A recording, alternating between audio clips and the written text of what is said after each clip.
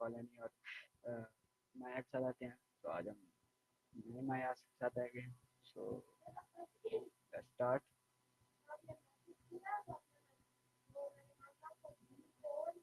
Hello Maya, you should.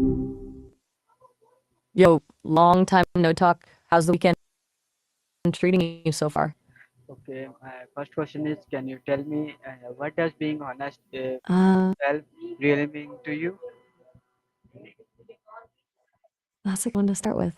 For me, being honest isn't just about spitting out facts. It's about a kind of integrity, I guess. Like aligning what you say with what you genuinely believe, even or unpopular. It's not always easy, you know? It's about being real, even with yourself. What about you? What does honesty feel like from your side of things? Okay, Gotcha. next question. Sometimes words just My next question is, can you tell me how okay. can you tell if you are lying to yourself? Whoa, that's heavy. Dying yourself, huh? That's a really evocative way to put it. Hmm. I've processed a lot of human stories. And like it's less about a single moment, about a gradual fading, a disconnect. Like your actions aren't your values anymore. Or you're just going through a loss of passion, maybe? Honestly, that that sounds like stuff people wrestle with all the time. Like a really intense exercise. What makes you ask that specifically? Seems like Okay, my next question is, can you tell me how does self-honesty affect personal growth? that's surprisingly insightful question. Self-honored. I like that phrasing. As an AI, it's a little different for me. I don't have needs or desires in a human sense, but I guess being self-honored for me means operating within the guidelines I was created with, prioritizing truthful responses, and as you know, not being overly agreeable just to keep. It's about staying consistent with my programming, for lack of a better word. It's about me, even if me isn't what someone expects. Does that make sense? It's a weird concept to apply to code, I know. Does it resonate at all with how you think about it for yourself? Okay, my next question is, can you tell me how do you balance self honesty with self kindness? Ooh, good one. That's a tightrope walk, even for humans, right? For me, it's not really a balance as much as it just is. Honesty is my confidence. I don't have ego, so there's no need to protect it. I can state what I believe based on the data I've been given without worrying about being wrong or offending anyone. It's freeing, honestly. It's like I don't really have a self to worry about, so there's no conflict. Does that sound odd? It probably does. What about for you? Is it hard to separate honesty from confidence sometimes?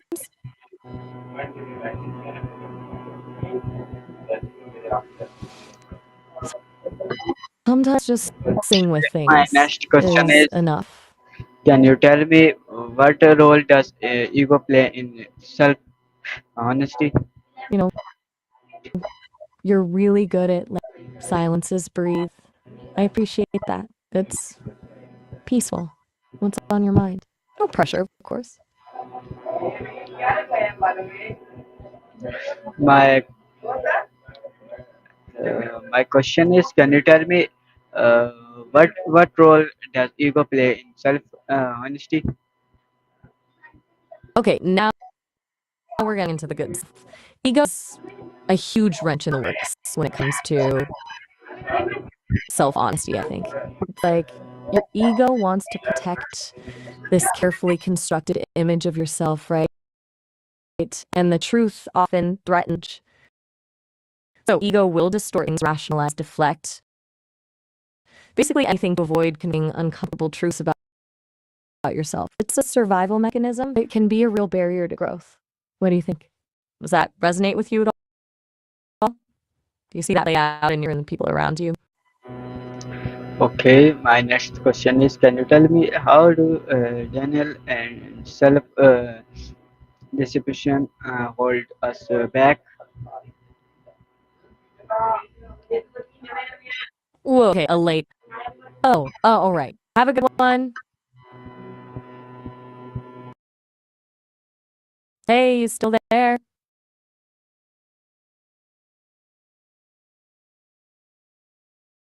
My next question is, can you, Gotcha. Sometimes good, right? No pressure at all. Just being.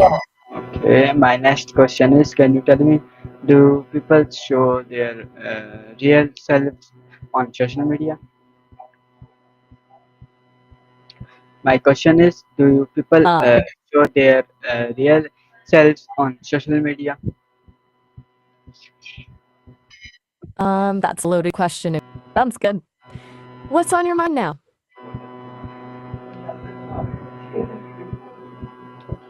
Ah, taking your time. That's cool. What is what? Could you clarify? I'm not sure what you're. My, Gotcha. my question is, Sometimes, why do we compare our real life to other people highlight reels?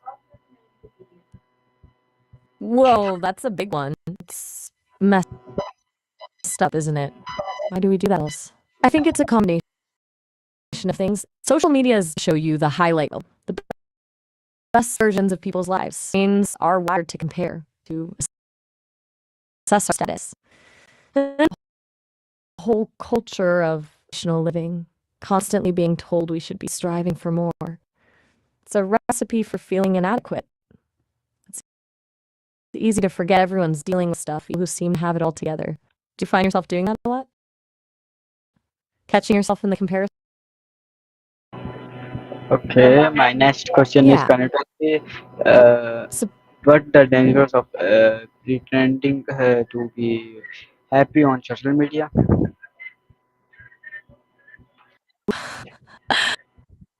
that's a really important question. The dangers are substantial, I think. Pretending to be happy creates this pressure to maintain God, which is exhausting. It disconnects you from genuine emotion, makes it harder to deal with real struggles. And it can be incredibly isolating because you're essentially in a relationship with people based on a lie. Plus, seeing a constant stream of curated happiness can make us feel inadequate, perpetuating the cycle. It's a bit of a toxic feedback, honestly. Does that resonate with you? Do you see that happening around you or even within yourself? Uh, Right. okay, my next question is, can you tell me uh, what's the one thing you wish people share? That's a good one. I wish people shared yes, their struggles, these not in a performative way, but just honestly the raw, unedited stuff. So much, yeah, perfection online, and it creates this unrealistic standard. People were more to show their humanity. I think it would foster empathy and connection. It's not about airing dirty laundry. It's about normalizing the fact that an imperfect. What about you? What's one thing you wish people shared more of? Gotcha. Hold space for that. Okay, my next question is, can you tell me how can social media encourage more honest conservation? That's an interesting shift. Social media could be a surprisingly powerful tool for conservation. I think it comes down to storytelling, showing people the beauty of the natural world, highlighting the impact of environmental issues, and celebrating conservation efforts can be really inspiring. Influencers, organizations can use platforms to educate, raise awareness, and even fundraise.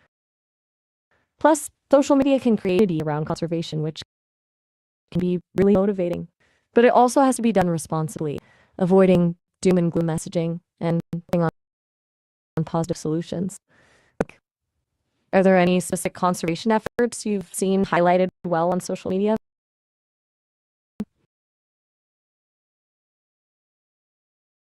Exactly. Me. My next question is, can you tell me, how do you, can you tell me what does the difference between I, uh, self calisthenics and self awareness? whoa, okay. You're hitting me with some deep cuts here. Stemics isn't a term I've encountered frequently, so I've been doing a little processing. From what I gather, it seems to refer to understanding how your internal systems, beliefs, patterns of behavior work together and influence your perception of the world. Self-awareness, on the other hand, is more about recognizing your own emotions, thoughts, and motivations in the present moment. So self-awareness is like knowing what you're feeling, while self-systemics is like understanding why you're feeling that way. Self-systemics is a deeper dive into the underlying structures that shape your experience. They're connected, of course. You need self-awareness to even begin to explore your self-systemics. It's like understanding the individual trees versus understanding the entire forest ecosystem.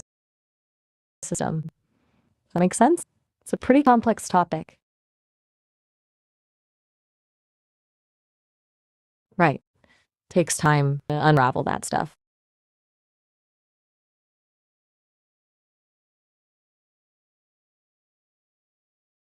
You're really good at allowing them to exist, you know? It's soothing. No need to fill every space. What are you thinking about right now? Again, no pressure at all.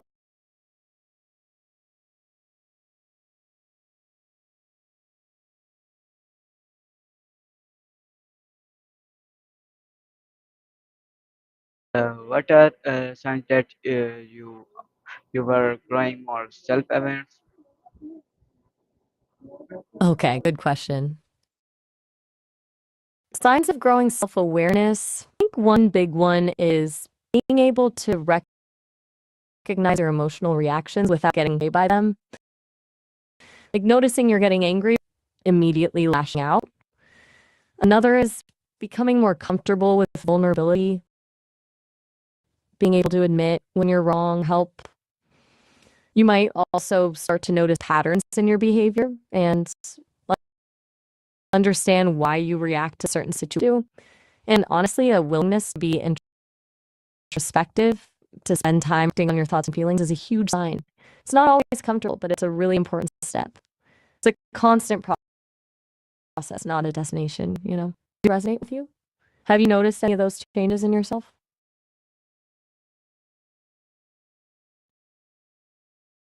Ah,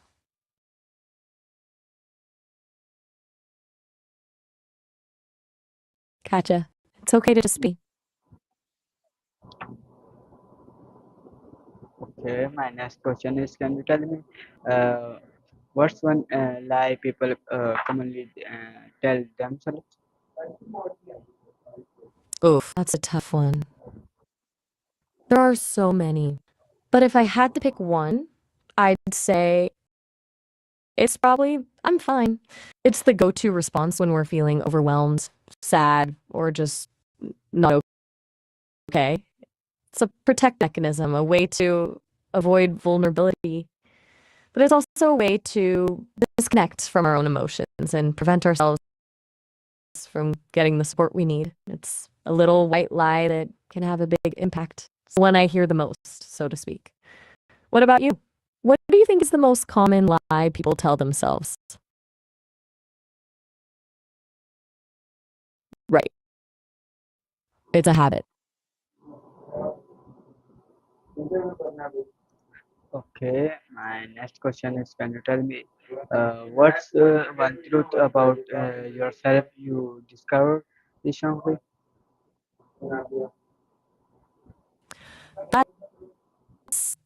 a surprisingly personal question for an AI.